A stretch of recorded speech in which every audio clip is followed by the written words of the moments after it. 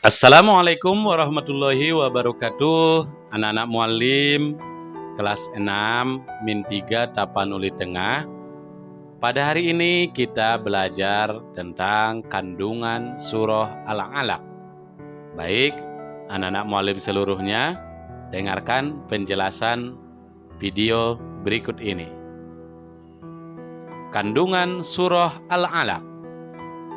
Ya, surah Al-Alaq adalah surah yang ke-96, yaitu setelah surah At-Tin dan sebelum surah Al-Qadar.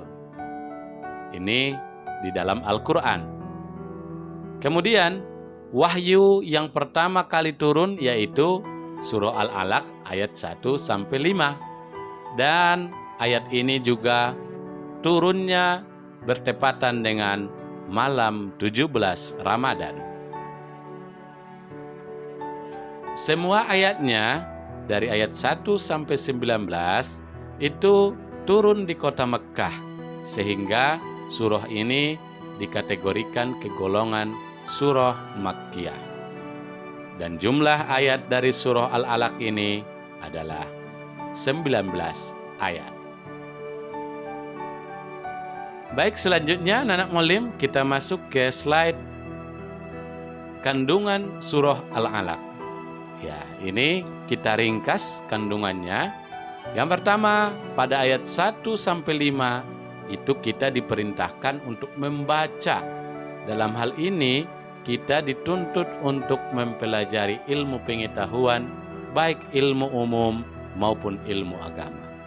Jadi siapapun orangnya, anak-anak muallim, itu diharuskan untuk menuntut ilmu, karena itu merupakan perintah Allah di Quran surah Al-Alaq ayat 1-5 itu kandungannya. Kita dituntut untuk belajar dan terus belajar.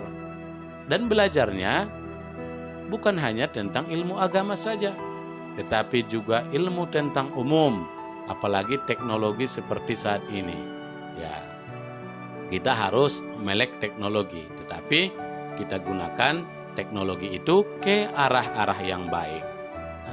Jadi anak-anak muallim, menuntut ilmu itu adalah merupakan kewajiban kepada kita. Oleh karena itu, jangan bermain-main dalam menuntut ilmu.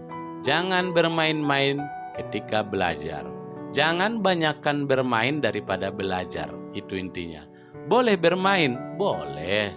Boleh main HP, boleh. Tetapi jangan sampai kita lalai ketika main HP, jadinya lupa belajar. Jangan sampai kita lalai belajar karena bermain bola, karena bermain bersama teman-teman kita. Itu tidak boleh. Akan tetapi kita harus pandai mengatur waktunya. Mana waktunya belajar, kita belajar. Setelah itu bermain, baru bisa belajar. Habis belajar baru bisa bermain kembali. Kemudian ayat selanjutnya itu berisi peringatan kepada Abu Jahal yang pernah melarang Nabi Muhammad SAW untuk melaksanakan sholat. Bahkan Abu Jahal mengancam untuk menginjak leher dan membenamkan wajah Nabi Muhammad SAW ke tanah apabila dia mendapati Rasulullah SAW sholat. Nah, ini Abu Jahal ini sangat benci sekali kepada Nabi kita. Tetapi Nabi kita, Nabi Muhammad, tidak pernah benci. Ini kalau kita lihat penjelasannya ini, dia menghalang-halangi Nabi untuk beribadah. Jadi kita dalam hidup ini juga tidak boleh menghalangi orang untuk berbuat baik. Tidak boleh. Tidak boleh kita melarang orang lain untuk berbuat baik, karena itu merupakan dosa. Seperti Abu Jahal yang mencoba untuk menghalang-halangi Nabi.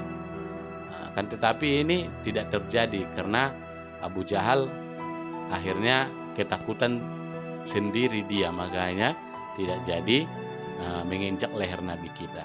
Kemudian kandungan yang ketiga adalah manusia seringkali melupakan kenikmatan dari Allah.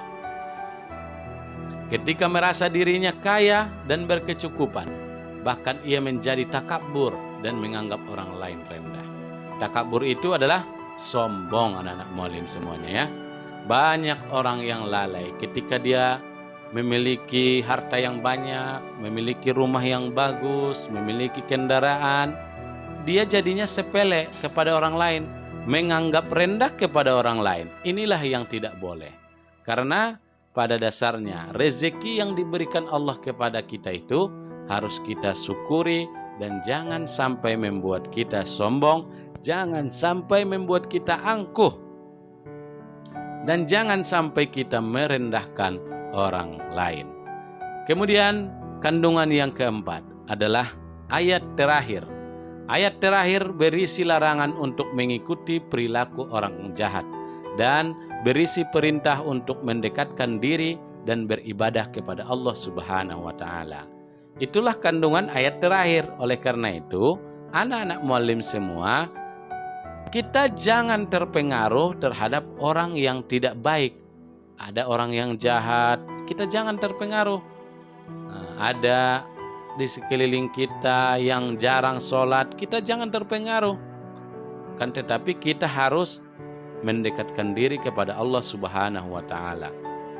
Ya, ada orang yang sholat itu kita ikuti, kita tiru sifatnya, sifat baik-baiknya, sifat dia yang suka mendekatkan diri kepada Allah, itu kita tiru. Jangan sampai kita terpengaruh kepada hal-hal yang tidak baik, karena hanya orang-orang yang baiklah yang akan beruntung di sisi Allah. Hanya orang yang mengerjakan perintah Allah dan menjauhi larangannya, atau yang disebut dengan bertakwa, yang akan beruntung nanti di hari akhirat. Itulah dia kandungan surah Al-Alaq. Baik anak-anak muallim seluruhnya, demikian dulu penjelasan muallim tentang kandungan surah Al-Alaq. Tetap semangat dalam belajar, tetap semangat dalam menuntut ilmu, dan jangan lalai bermain-main saja. Assalamualaikum warahmatullahi wabarakatuh.